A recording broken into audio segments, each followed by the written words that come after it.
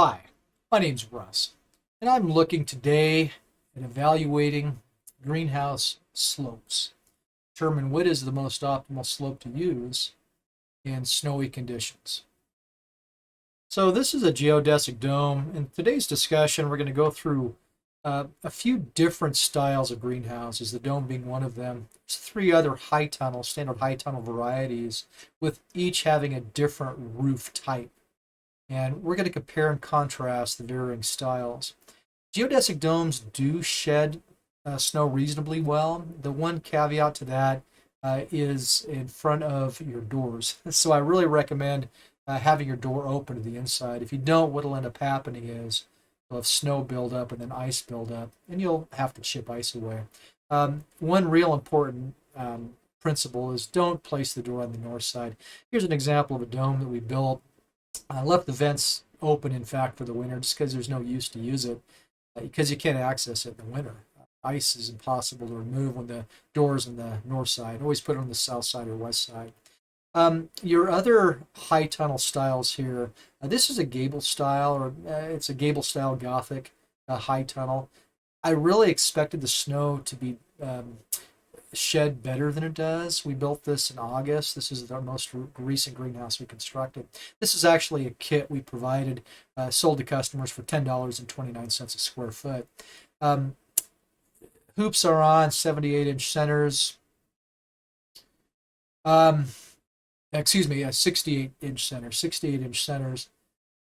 And so it's the weakest greenhouse we have, but it's also the one that retains the snow the most. So that requires us, at least in this case, for this particular snowstorm, to go and remove the snow. That's done fairly easily, but you have to walk around the entire perimeter. In this case, it's 112 feet long, and just knock the snow down to the gap that the greenhouse creates. Once you do that, it slides off pretty easy.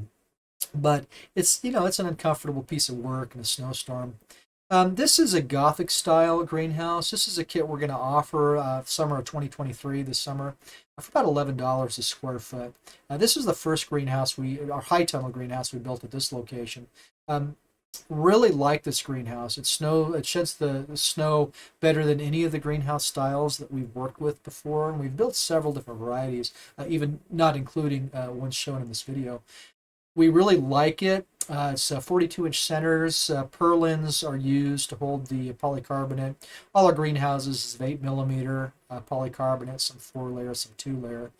In this case, this is a fully trussed system.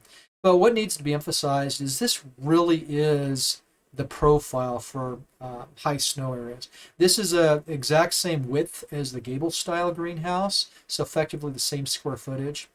But it sheds better. Now, what you're looking at here is actually standard hemisphere. This is a standard hoop. It's not peaked, and it actually sheds the snow much better than we anticipated. Typical polyethylene high tunnels don't shed very well. This polycarbonate one sheds very well. We've had no issues at all, and built it very robustly. In this case, it's 38.5 feet wide, about 18 feet tall. There really is no significant peak to it, so it is a round high tunnel. A fully trussed system. We did use 3/16-inch cables to provide a little bit more tensile strength. As you can see, the snow slides right off without any problems.